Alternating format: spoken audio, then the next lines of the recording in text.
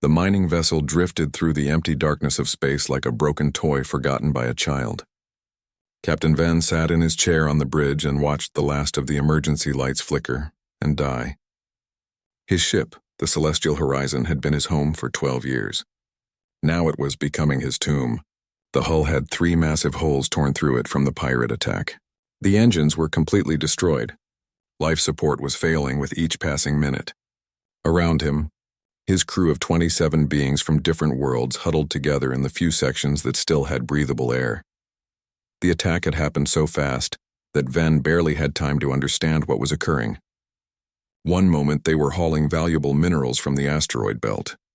The next moment 5 pirate ships dropped out of faster-than-light travel and opened fire. The Zelkan Syndicate painted their ships blood red, and everyone in this region knew what that color meant. They took what they wanted and left no witnesses. But this time, they had decided to leave the crew alive to suffer. Venn knew why. It was a message to others who dared to mine in territories the pirates considered their own. Venn had sent distress signals on every frequency his damaged communication system could reach.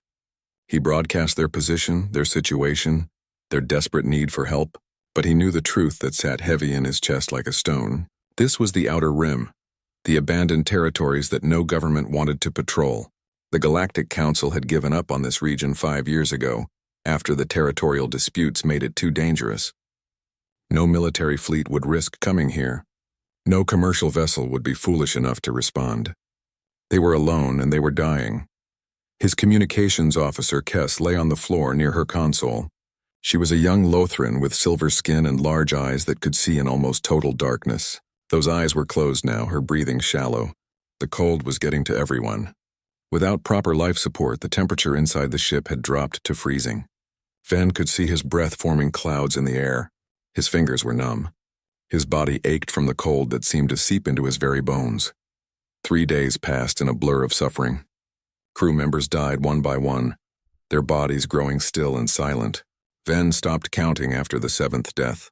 He held Kess close, sharing what little warmth his body could provide. She had become like a daughter to him over the years. The thought of her dying here filled him with a rage he could do nothing about. He whispered apologies to her, to his crew, to everyone he had failed by bringing them to this cursed region of space. On the 4th day, Kess stirred. Her hand moved weakly toward her console, which was running on the last reserves of emergency battery power. Venn thought she was delirious from oxygen deprivation. Many of the others had started hallucinating in their final hours. But Kess grabbed his arm with surprising strength. Her eyes opened wide and she pointed at the sensor display with a trembling finger. Venn looked at the screen and felt his heart skip. A contact signature was approaching their position. Something massive was moving through space toward them with incredible speed. He checked the readings 3 times, certain his own mind was playing tricks on him. But the signature remained, growing stronger with each passing second. Whatever was coming was larger than a Krathari battlecruiser. It was moving faster than any ship he had ever seen. And its energy signature was completely unknown to the galactic database. The crew members who were still conscious gathered around the viewport. Through the cracked, transparent material, they could see a shape emerging from the darkness. It was a warship unlike anything in the known galaxy. The hull was painted in deep gray and blue colors. Weapons bristled from every surface. The design was sleek and aggressive, built for speed and power. Strange markings covered the bow, symbols in a language none of them recognized. As the warship came closer, Venn could make out words painted on its side. His translator struggled with the unknown language, but finally provided a reading. The ship was called Vengeance, and beneath that name was another word that made his blood run cold with uncertainty. Earth. He had heard stories about Earth, whispered tales from traders who passed through the core worlds. A young species discovered 30 years ago, primitive beings who barely had fusion drives. They were supposed to be confined to their home system, watched by galactic observers centuries away from being relevant. But this ship was anything but primitive. It moved with purpose and precision. As it drew alongside the celestial horizon, Venn could see smaller craft launching from its hangar bays. Shuttles and what looked like military dropships. His mind raced with possibilities. Were these humans here to help, or had they come to finish what the pirates started? Everything he had heard suggested humans were harmless and weak. But everything he was seeing suggested something entirely different. Kess squeezed his hand. Her voice was barely a whisper. "They answered," she said. "Someone actually answered." Ven felt tears freezing on his face. He had given up hope 3 days ago. He had accepted death as inevitable. But now these mysterious humans had appeared from nowhere, responding to a distress call that no one else in the galaxy cared about. He did not know what would happen next. He did not know if they would survive the next hour. But for the first time since the pirate attack, he felt something he thought he had lost forever. He felt hope. The human warship moved closer until it filled their entire view through the viewport. Lights activated along its hull, illuminating the damaged mining vessel. Ven could see figures moving behind the transparent sections of the human ship. Beings in uniforms rushing to stations, equipment being prepared. A rescue operation was forming right before his eyes. He wanted to laugh. He wanted to cry. He wanted to understand how this was possible. The last thing Ven saw before losing consciousness was a human face appearing at one of the breaches in his ship's hull. The human wore heavy armor and carried cutting equipment. Behind the helmet visor, Ven could see kind eyes and a determined expression. The human said something in their strange language. Ven could not understand the words, but he understood the meaning in that look. Help had arrived. Against all odds and all logic, someone had come for them. The void was not empty anymore. Commander Jake Morrison stood on the bridge of the Terran Union ship Vengeance and studied the broken vessel on his main display. The mining ship looked like it had been through a war. Massive tears in the hull exposed entire sections to the vacuum of space. Debris floated around it in a slowly expanding cloud. His tactical officer, Lieutenant Amy Walsh, had detected the distress beacon 40 minutes ago, while they were on patrol. Morrison had not hesitated for even a second before ordering a course change. "Life signs," Morrison asked his crew. His voice was calm but carried the authority of someone who expected immediate answers. Walsh worked her console with practiced efficiency. Her fingers danced across the holographic controls as she refined the sensor sweep. 23 still showing vital signs, Commander. All of them are in critical condition. Severe oxygen deprivation, advanced hypothermia, and multiple cases of radiation exposure.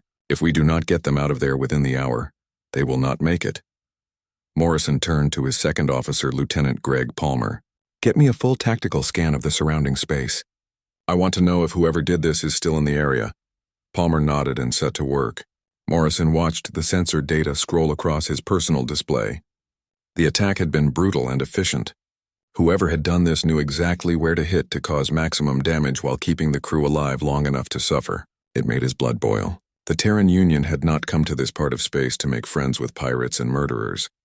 "Tactical is clear, Commander," Palmer reported. "No hostile contacts within sensor range. Whoever attacked them is long gone." "Good," Morrison said.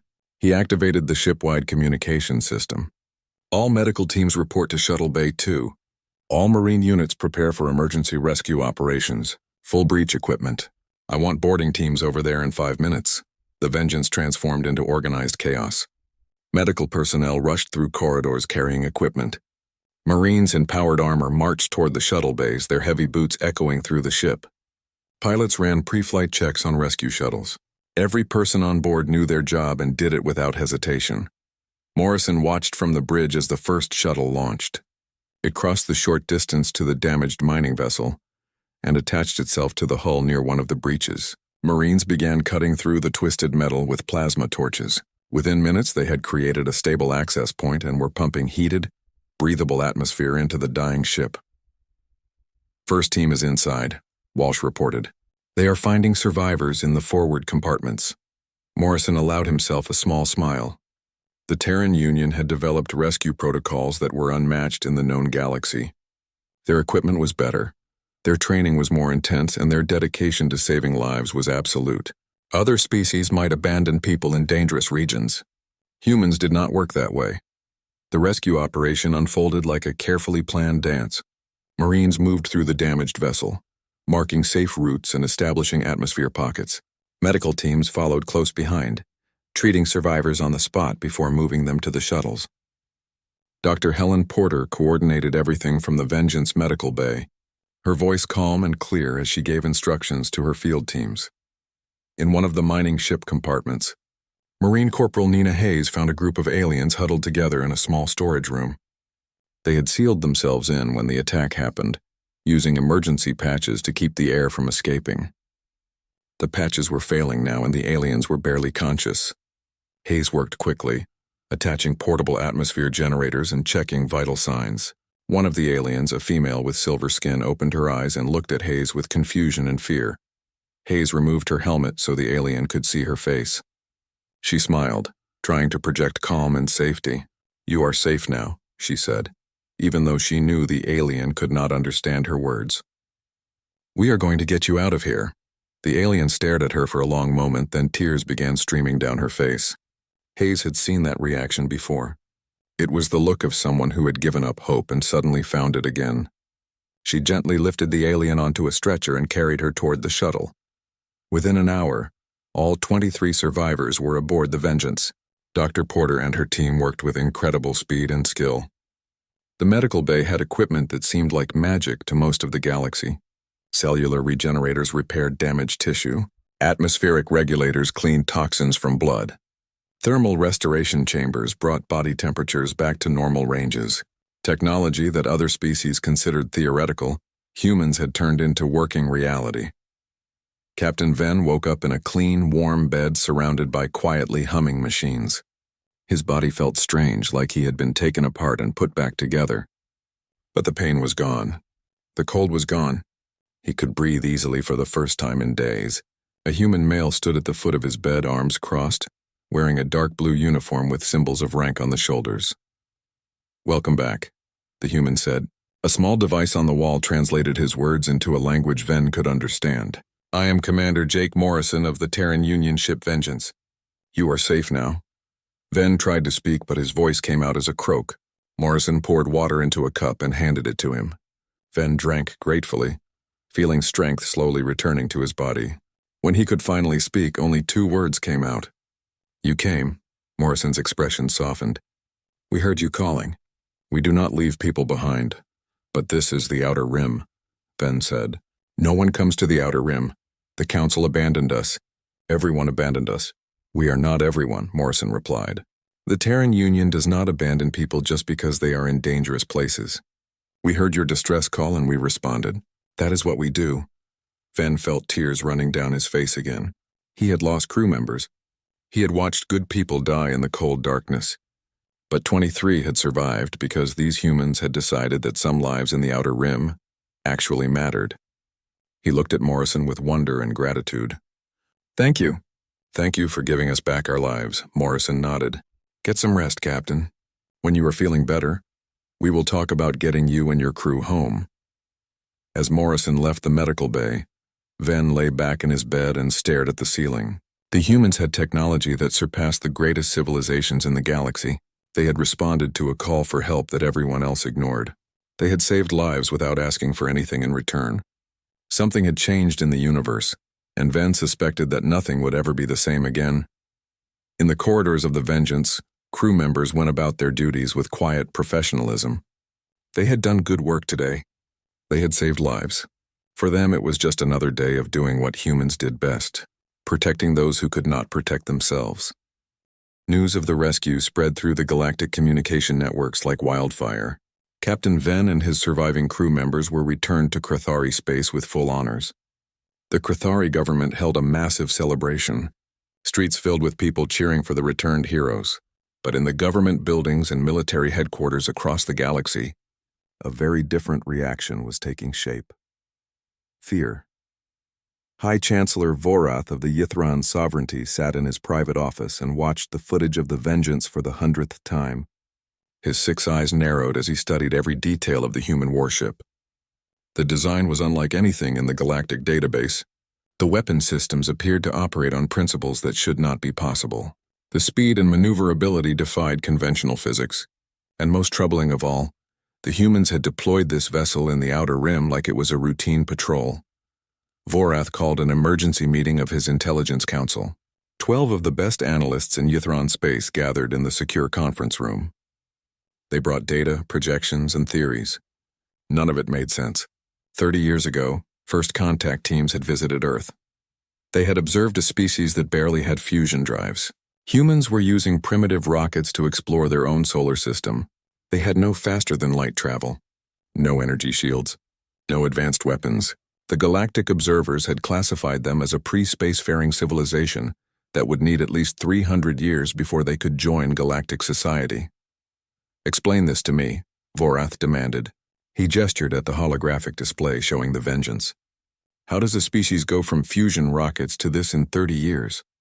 His chief intelligence officer Krell stepped forward. He was a careful being who never made statements without solid evidence. "High Chancellor, our best theory is that we severely underestimated them during first contact. The humans may have been deliberately hiding their true capabilities." "Why would they do that?" another council member asked. "Self-preservation," Krell replied. "Think about it from their perspective. A young species makes contact with a galaxy full of civilizations that have had spaceflight for thousands of years. Some of these civilizations have histories of conquest and slavery. Would you reveal your full capabilities, or would you appear weak until you were ready to defend yourself?" Vorath considered this. It made a disturbing kind of sense. The humans had watched and learned while everyone assumed they were harmless. They had built their warships in secret. They had developed technologies that surpassed even the Yithran sovereignty. And now they were deploying those warships to rescue people in regions that everyone else had abandoned. "What do we know about their current military strength?" Vorath asked. Krell pulled up new data. "Very little. Our long-range sensors have detected increased activity in the Sol system. Multiple shipyards in orbit around Earth and their outer planets. Defense platforms that appear to be armed with weapons we cannot identify. Fleet movements that suggest they have at least 20 capital ships, possibly more." The council chamber fell silent. 20 capital ships might not seem like much compared to the hundreds that major powers could deploy. But if each of those ships was as advanced as the Vengeance, they represented a force that could challenge anyone in the galaxy. "There is more," Krell continued.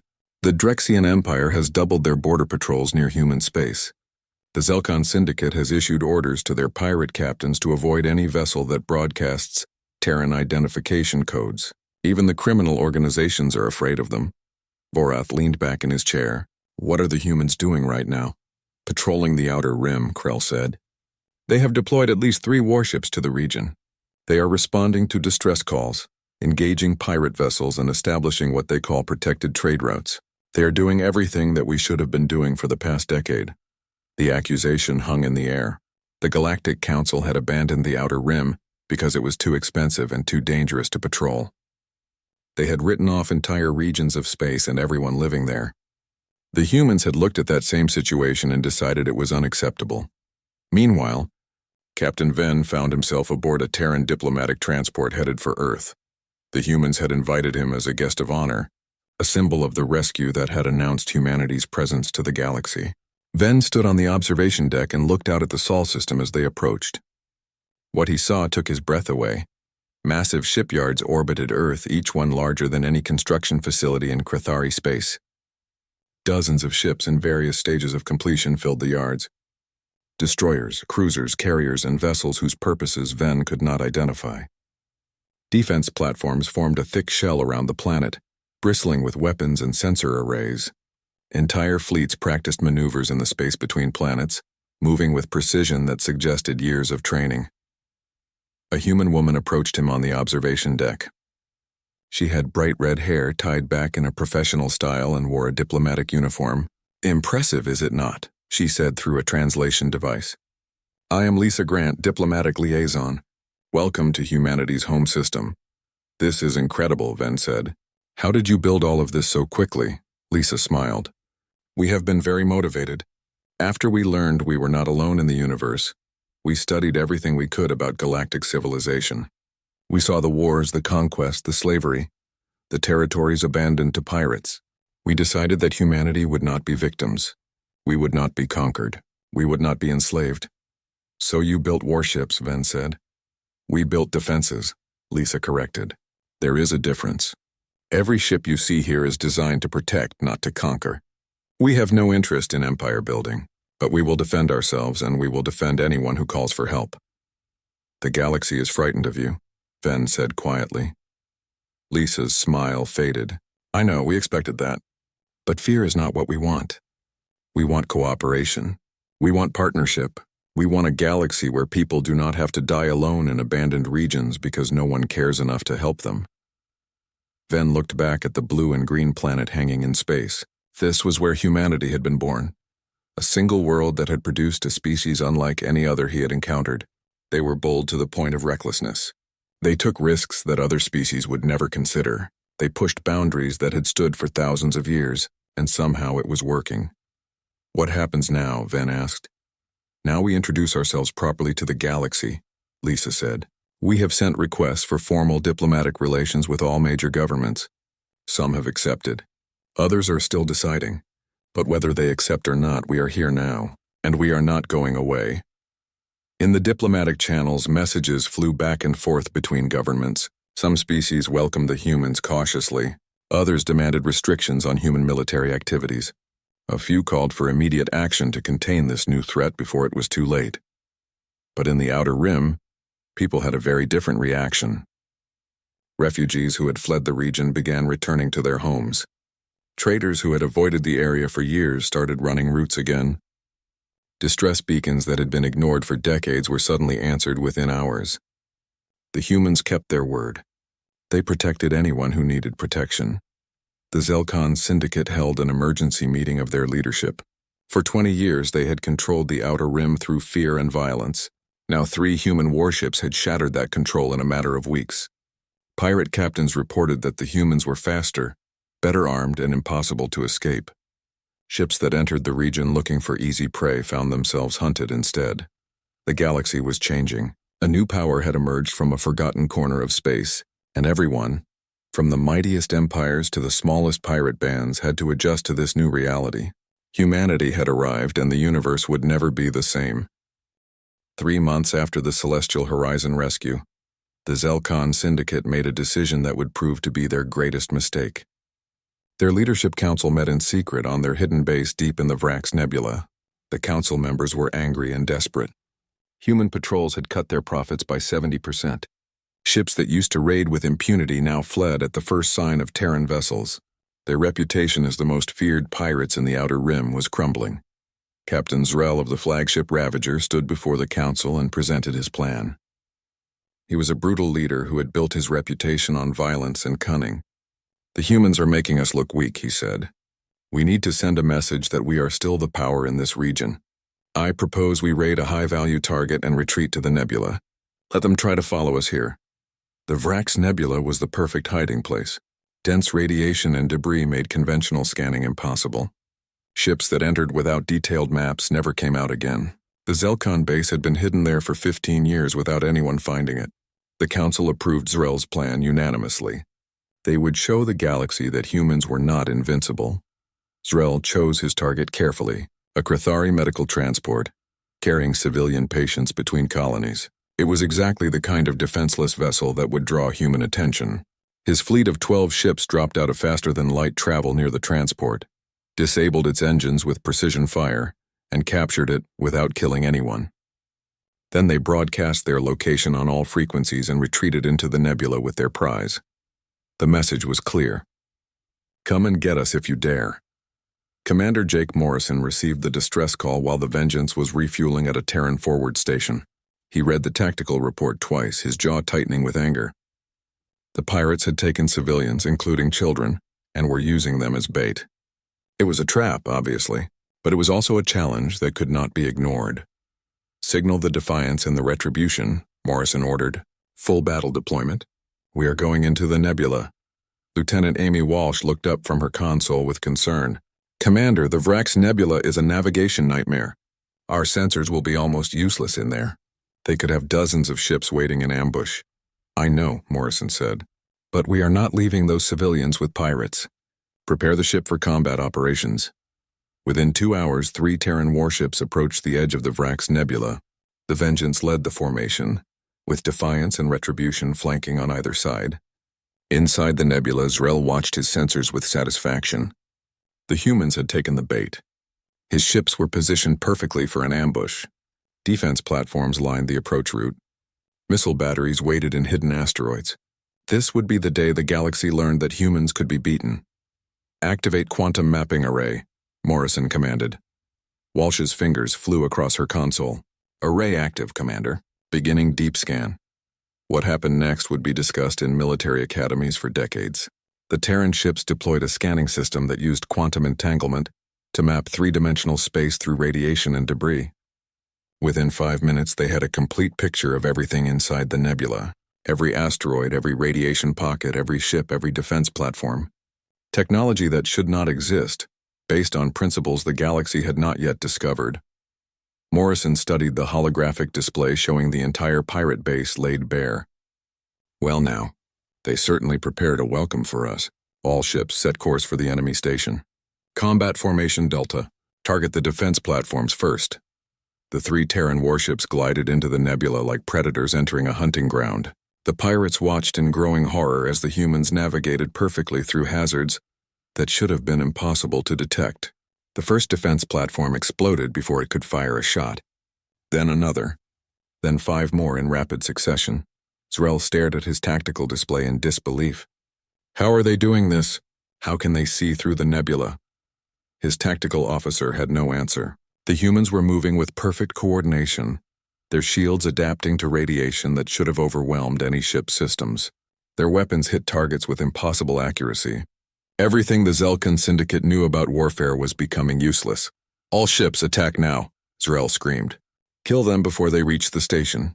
12 pirate vessels broke from their hiding positions and charged at the Terran ships. It was a sight that had terrified countless merchants and mining crews. A wall of ships with weapons blazing, moving with the confidence of predators that had never known defeat. But today they were not facing merchants or miners. They were facing the Terran Union Navy. The battle lasted 90 seconds. The Vengeance rolled smoothly to avoid a missile barrage that seemed impossibly slow to its advanced targeting systems. Return fire from its main guns punched through the lead pirate ship's shields like they were made of paper. The Defiance and Retribution moved in perfect synchronization, their movements looking almost like a dance. They wove through enemy fire, avoiding attacks that the pirates thought were impossible to dodge. Pirate ships exploded one after another. Their shields, which had withstood attacks from sovereignty warships, collapsed under sustained fire from human weapons. Their armor, designed to resist conventional energy beams, melted under impacts from projectiles moving at relativistic speeds. Their tactics, refined over decades of raiding, were useless against enemies who moved faster and thought quicker. Zrel tried to retreat, but Morrison had anticipated that. The Retribution blocked his escape route. The Ravager's engines were disabled with surgical precision. Within minutes, the entire pirate fleet was destroyed or disabled. Not a single Terran ship had taken meaningful damage. Marine teams boarded the pirate station in powered armor. They moved through the corridors with frightening efficiency. Pirates who tried to resist were stunned with non-lethal weapons. Those who surrendered were taken into custody. The operation was textbook perfect, executed by troops who trained harder and fought smarter than anyone else in the galaxy. The civilian hostages were found locked in a cargo bay, frightened but unharmed. Corporal Nina Hayes was part of the rescue team. She found a Krathari child crying in a corner, separated from her parents in the chaos. Hayes knelt down, removed her helmet, and smiled. "Hey there," she said softly. "I am Nina. I am here to take you back to your family." The child stared at her with wide eyes. Hayes held out her hand. After a moment, the child took it. Hayes led her out of the cargo bay, through corridors full of captured pirates to a shuttle where her parents waited. The reunion made everything worthwhile. Back on the Vengeance, Morrison composed a message to be broadcast on all frequencies throughout the Outer Rim. His voice was calm but carried an unmistakable edge of steel.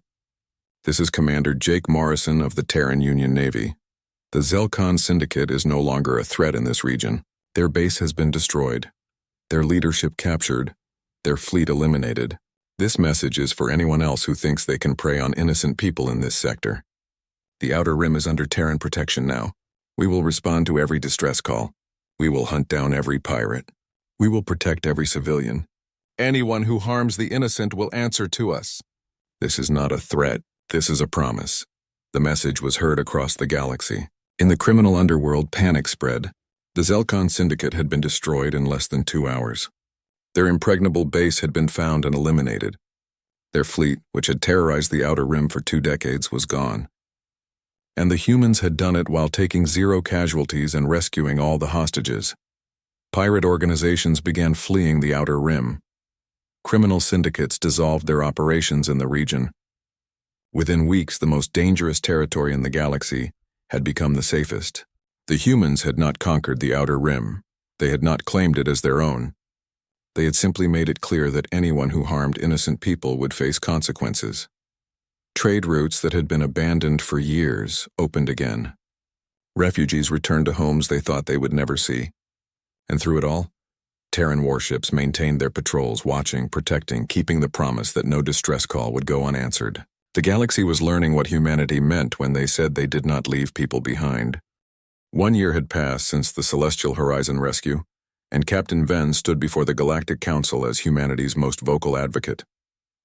The Grand Council chamber on the neutral station of Unity Prime held representatives from 100 worlds. The massive circular room was designed to make every species feel included, with adjustable atmosphere, gravity, and seating for beings of every shape and size. Today the chamber was packed to capacity. Every major government had sent their highest-ranking officials. This was the meeting that would determine humanity's place in galactic civilization. Ambassador Carl Hayes led the human delegation. He was a calm man with silver hair and decades of diplomatic experience. His face showed the lines of someone who had spent years negotiating difficult agreements. Beside him stood Captain Jake Morrison, promoted after the Vrax Nebula operation and now serving as humanity's military liaison. Lisa Grant sat nearby with a team of human diplomats, scientists, and cultural representatives. They all wore simple dark blue uniforms that projected quiet confidence. High Chancellor Vorath opened the session. His 6 eyes swept across the chamber as he spoke. We gather today to address what many are calling the Terran question. In 30 years, humanity has transformed from an isolated pre-spacefaring species into a military power that rivals our greatest civilizations. They possess technology that our best scientists cannot explain. They field warships that outclass our most advanced vessels. They have established a military presence in the Outer Rim and are actively enforcing their own version of law in territories that belong to no one. The question before this council is simple. What do we do about Earth? The chamber erupted. 100 voices tried to speak at once. Some delegates demanded sanctions against human expansion. Others called for military containment before humanity became too powerful. A few brave souls suggested immediate alliance. Representatives from smaller species argued that humanity had done more to protect them in 1 year than the council had done in 20. The shouting grew louder and more chaotic until Vorath was forced to call for order. Ambassador Hayes rose from his seat and raised his hand. The gesture was simple but commanding. Slowly, the chamber quieted. Curiosity won over anger. The galaxy wanted to hear what humanity had to say for itself. If I may, Hayes said. His voice was calm and clear, reaching every corner of the chamber through translation systems. I understand your concerns. We appeared suddenly with capabilities that frighten you. We deployed military forces without asking permission. We intervened in situations that others had chosen to ignore. I understand why that makes you uncomfortable. But before you decide what to do about Earth, let me tell you a story. Hayes gestured toward Captain Venn, who stood near the human delegation. 1 year ago, this man and his crew were dying in space. They had been attacked by pirates and left to suffer. They sent distress calls on every frequency, begging for help. And do you know how many governments responded? 0. Do you know how many commercial vessels came to their aid? None. The Outer Rim was too dangerous, too unprofitable, too much trouble. So Captain Venn and 26 members of his crew were abandoned to die. The chamber was completely silent now. Hayes pulled up holographic footage of the celestial horizon, showing the damaged ship drifting in darkness. Then footage of the Vengeance arriving, of Marines cutting through hull breaches, of medical teams treating the dying. The images played across massive displays where every delegate could see them. But we heard their call, Hayes continued. And we came. Not because it was profitable, not because it was safe, not because anyone asked us to. We came because it was the right thing to do. Because leaving people to die in space is wrong, no matter what sector they are in or how dangerous it might be to help them. More footage appeared. The rescue of civilian hostages from the pirate base. The medical treatment of refugees who had been living in fear for years. Terran patrol ships responding to distress calls across the Outer Rim. Image after image of humans risking themselves to help others. You ask what to do about Earth, Hayes said. Here is our answer. Work with us. Join us in building a galaxy where no one has to die alone in the dark, where rescue comes not because it is profitable, but because every life has value, where the strong protect the weak instead of exploiting them. We have technology to share. We have resources to contribute. We have a willingness to stand between innocent people and those who would harm them. All we ask is that you work with us instead of against us. He paused, letting his words settle. We did not come to this galaxy to conquer. We came to help. We saw a region of space that everyone had abandoned, and we decided that was unacceptable. We saw people suffering while governments argued about jurisdiction and profit margins. We decided that was wrong, so we did something about it. If that makes us dangerous, then yes, we are dangerous. But we are dangerous to pirates, slavers, and anyone who thinks innocent lives do not matter. High Chancellor Vorath stood. His expression was difficult to read, but his voice carried a weight of consideration. Ambassador Hayes, your words are compelling. But words are easy. How do we know humanity will not use this power for conquest once you have established yourselves? How do we know you will not become the very threat you claim to oppose? Hayes met his gaze steadily. You do not know. You have to trust us, the same way we have to trust you. But I will say this. Humanity spent most of our history fighting ourselves. We know what war costs. We know what conquest costs. We know what happens when the strong dominate the weak. We have seen it in our own past, and we decided that we wanted to be better. That is why our ships are called Vengeance and Defiance and Retribution. Not because we seek revenge, but because we will always defend those who cannot defend themselves. Captain Venn stood suddenly. His voice rang out clear and strong. The humans saved my life and the lives of my crew when no one else would. They asked for nothing in return. They did not demand payment. They did not seek political advantage. They simply saved us because we needed help. Since then, they have patrolled the outer rim and made it safe for the first time in decades. They have rescued hundreds of people. They have stopped countless attacks. They have kept every promise they made. He turned to address the entire chamber. I say we welcome them. I say we learn from them. Because humanity has reminded us of something we forgot, that with great power comes not the right to dominate, but the responsibility to protect. They are showing us what we should have been all along. One by one, delegates began to stand. The Krathari rose first, followed by smaller species who had suffered under pirate raids for years. Then some of the mid-sized powers joined them. Not everyone stood. The great empires remained seated, watching and calculating, but more than half the chamber was on their feet, a silent show of support that spoke louder than any words. Vorath looked around the chamber and made a decision. The Yithran sovereignty recognizes the Terran Union as a sovereign power with full diplomatic status. We propose a joint task force to coordinate anti-piracy operations and humanitarian missions. Let us see if humans are as good as their word. Ambassador Hayes nodded. We accept, and we will prove ourselves worthy of your trust. The session ended with agreements to establish formal diplomatic relations, trade negotiations, and military cooperation protocols. Not everyone was happy. Some governments remained hostile. Others were deeply suspicious. But the first step had been taken. Humanity was no longer an unknown factor hiding in an isolated system. They were part of the galactic community for better or worse. Outside the council chamber, Morrison stood with Lisa and looked out at the stars through the massive viewports. Hundreds of species lived in this galaxy, thousands of worlds connected by trade and politics and ancient grudges. It was messy and complicated and sometimes beautiful. Think it will work? Lisa asked. Morrison considered the question. It will be difficult. There will be conflicts and misunderstandings.